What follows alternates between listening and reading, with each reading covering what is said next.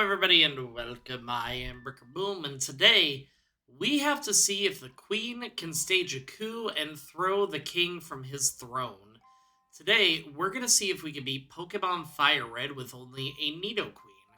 Now, real talk, Nidoqueen does not have as good of an attack stat as Nidoking, but the Queen has a better defense and better special defense.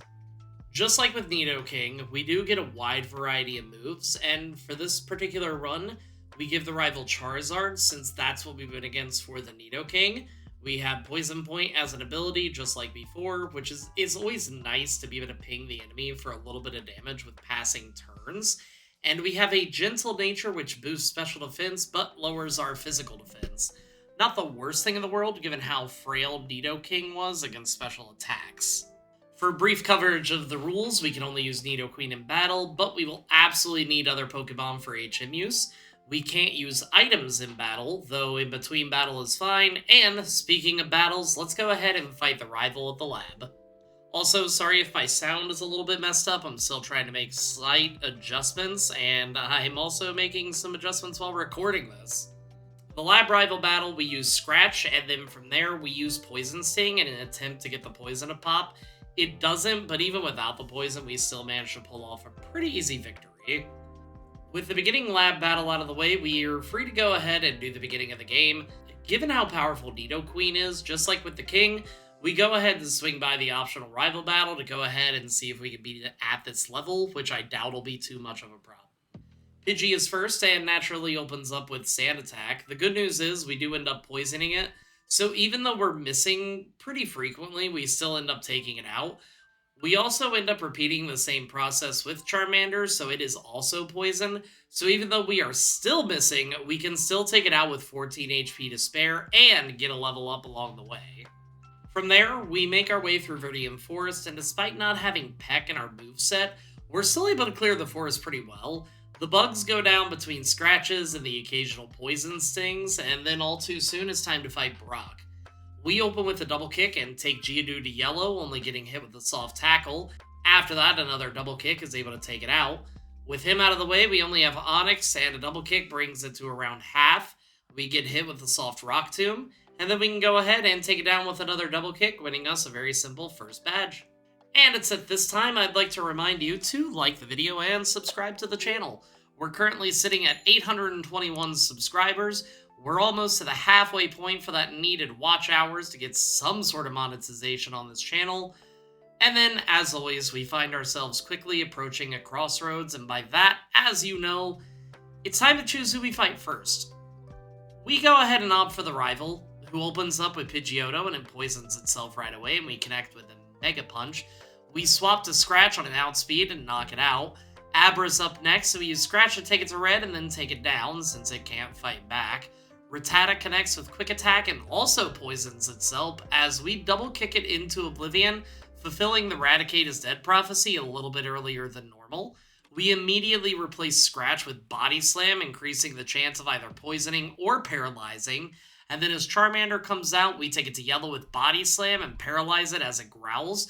We then take it out next turn, and that lets us move on to the route ahead. I'm not 100% sure if we'll be able to face Misty at this particular level, given the fact that we're weak to water moves. However, we do have a better special defense than Nidoking, so maybe we'll be able to do a little bit better. We challenge Misty, and she starts with Staryu, and we Body Slam it in one shot.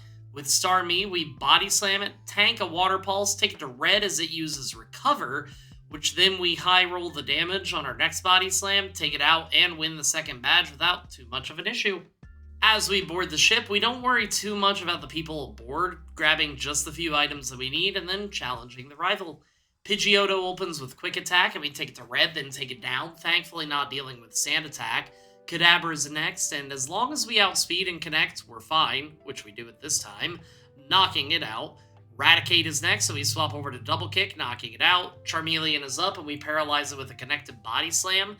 We do end up getting hit with Smokescreen, but thankfully connect the next attack to take it down and win the battle without too much of an issue. After that, it's Surge, and Voltorb goes down in one turn, and Pikachu does the same. After that, we take Raichu to yellow, Surge heals, we take it back to yellow, it gets poisoned, and then goes down. So far, and it may be because I just did a Nidoking run, and the better special Nidoqueen is doing a little bit better than I would have thought. But we're not halfway through the game yet, and we spend some time fumbling and mumbling through a dark cave, though admittedly, there isn't much of that anymore now that we've done this so many times. Last thing I want to mention before the Giovanni fight, we've been doing polls more, and I'm doing a small tournament style of polls over the next month or so with different starters, so make sure to lock in your fave. You can find it under the community tab. Time to stomp Giovanni. Giovanni starts with Onyx, and 2 double kicks is enough to take it out as we poison it, and then we do the exact same thing with Rhyhorn. When Kangaskhan comes out, it does flinch us, but a couple double kicks is all we need to tie up an easy battle. We go ahead and make our way to Erika's gym, and we fight our way through the couple mandatory trainers we have. She opens up with Victory Bell, and we start with body slamming it, taking it below half and paralyzing it as it misses Sunspore, thankfully. We use another body slam and then take it down. Next up is Tangela, arguably worse than anything else in her party, and we punch it to about half as it Mega Drains. We swap over to body slam, taking it down without too much of an issue. And then last up is Vileplume, and we start body slam, taking it to about half as it also misses Sunspore. And then we can take it down with one more body slam to win the battle. Now that we've got 4 badges down and cleared out everything needed within Celadon City that I can immediately think of, we can head back to Lavender Town. The rival sends out Pidgeotto, and we body slam it to red as Gust hits for a little, and then we take it down. Next up is Execute, and we Mega Punch it to take it to yellow as it sets up Leech Seed. We then swap over to Body Slam, which thankfully does take it out. Kadabra is out, and we're getting pinged with Leech Seed, but we do knock it out with Mega Punch. Gyarados is up, and thankfully Mega Punch takes it to almost half as Thrash connects and it poisons itself, basically negating the Leech Seed gains. We do manage to trade a few attacks back and forth, but we do ultimately go down. But with the second attempt, it essentially goes the exact same, aside from the fact that we don't get Leech Seeded, which lets us get to Gyarados without too much of an issue. We take it to half, paralyze it, and then manage to take it down next turn. After that, it's pretty simple to take down Charmeleon, and that lets us move on through the rest of the tower. Now, if you think that I'm probably going to play as close to perfect as possible after the Nidoking run, you'd be completely wrong, because guess what? I still somehow forgot to grab any type of special moves to make it through the remainder of the tower. So once again, we have to head back out to Celadon City, grab some TMs, then make our way through the tower. We also forgot to go get the bike this time around, so we have to fly back to Cerulean, grab that, then go through Cycling Road, the Safari Zone, and square up against Koga. Now, we won't be locked into Megahorn this time, like we were last time, given our PP usage, so let's see what happens. We can take the Coughing down in 2 body slams, thanks to a full paralysis. With the Muck, I'm gonna be honest, there's nothing super exciting here. It likes to minimize, and Koga likes to heal it, so it's just a long time of doing back and forth before we finally do end up taking it down. The next Coughing goes down to 2 body slams, and then the Wheezing whittles us all the way down to 26 HP, but thankfully, back-to-back Mega Punches connect, take it down, and then we can head to Silphco. Going through Silphco, we don't bother taking down the multiple trainers, we just go get the card, access to the bed, and then fight the rival. I remember fumbling through this the first time doing a challenge, and even worse, trying to get through it as a kid. The teleport pads mess me up every time.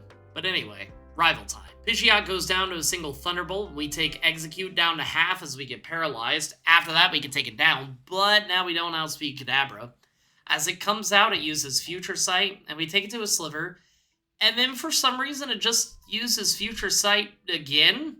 So it goes down. Gyarados uses Dragon Rage, so we get hit, and then it goes down to a single Thunderbolt. When Charizard is out, we take it to red and paralyze it, and it takes us down to 8 HP. Then, we both spend a turn paralyzed, and then we outspeed. Thankfully don't stay paralyzed and manage to take it out for a surprising victory. And then after that, it's a heal up, then go to Giovanni. We take down Nidorino in 2 body slams, and Kangaskhan flinches us, then we Brick Break it. It ends up getting poisoned, and it's not too difficult to take it down from there. Next up is Rhyhorn, and 2 Brick Breaks take it down. We body slam Nidoqueen and paralyze it. For some reason, go for Thunderbolt, and then just punch it until it goes down without taking too much damage in return. Perfect. I'm not gonna lie, while writing this script, I almost forgot to cover the Sabrina fight because there's nothing to recap. We take down most of her Pokemon without too much of an issue.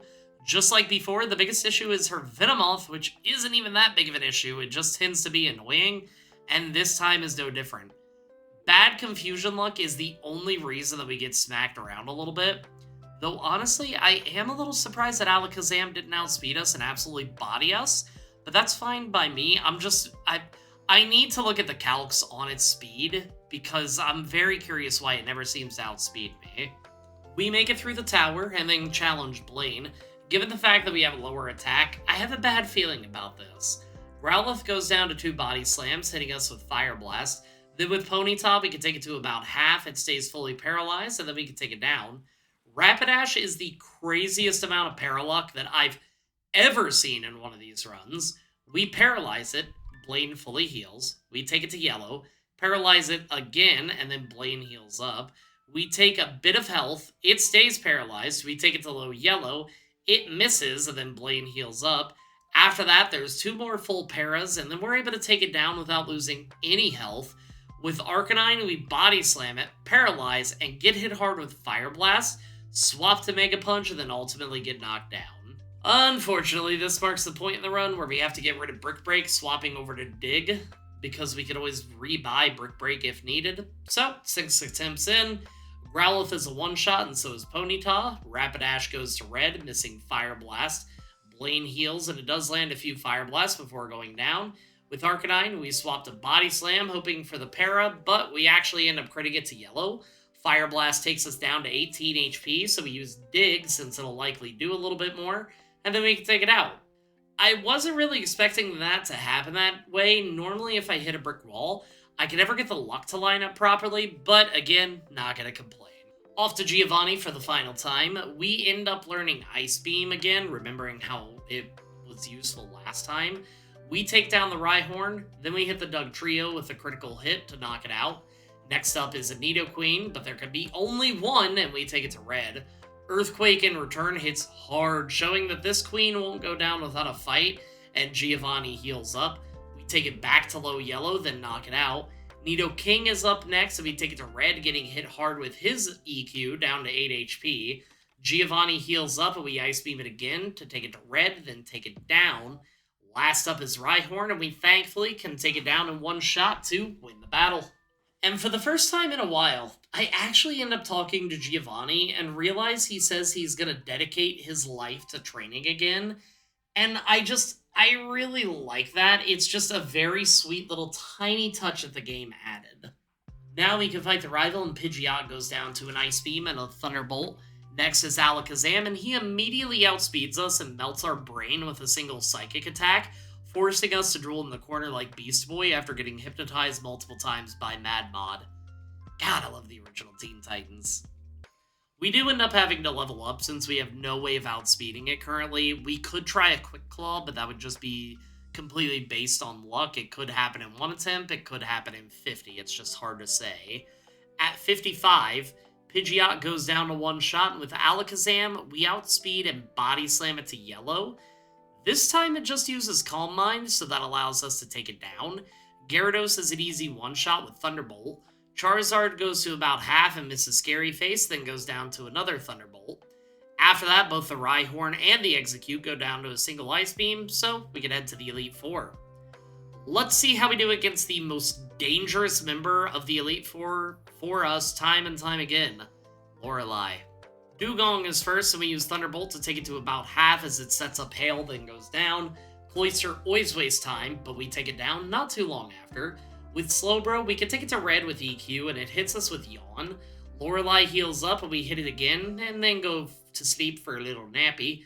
From there, despite only staying asleep for a turn or two, Slowbro wrecks our HP, but we do manage to take it out, and after that, we can take Jinx to only red, and then get knocked out. And you thought I wouldn't cover a Lost Lorelei attempt. We end up leveling up to 70, and we take Dugong to red as Lorelei heals up.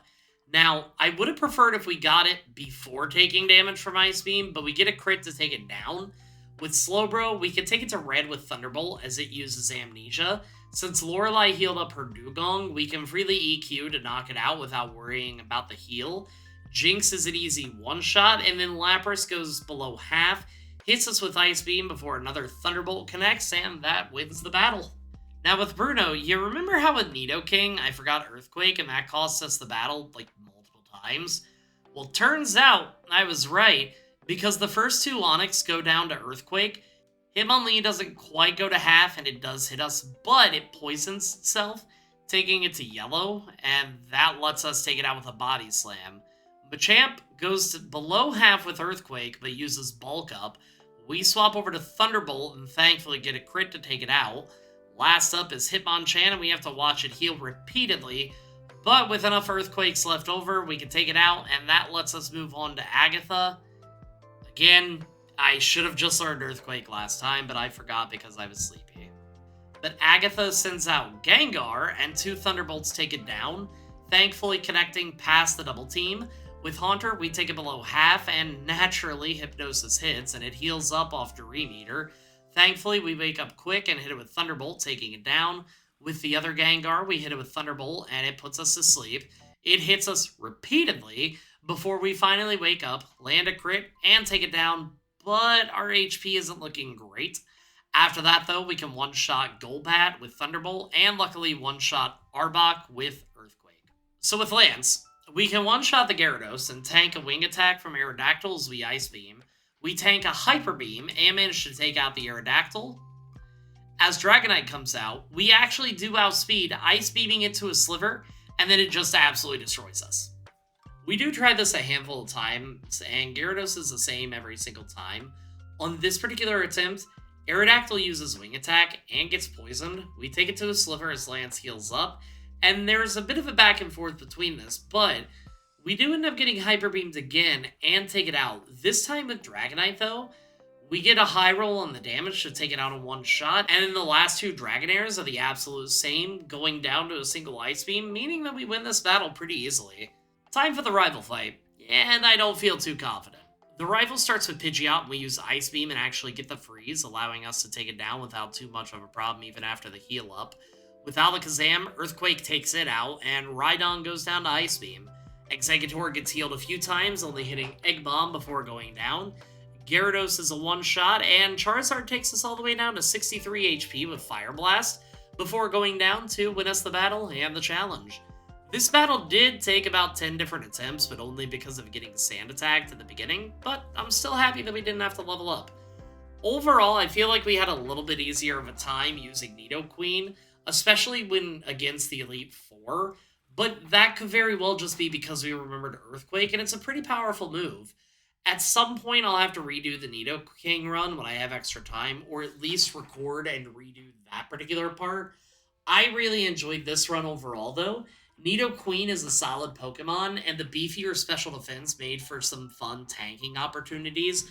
I'm not 100% sure what I'm going to be doing next week, but on stream, I'm actually working on a duo Miltank and Tauros run on Heart Gold Soul Silver, so if you want to see that completed live, make sure to drop by my Twitch, Patreon, Discord, all other plugs that are important to a successful YouTube career, and, as always, if you liked the video, even if you didn't like the video, hit the like and subscribe button, because it really does help me out. And until next time, everybody, peace out.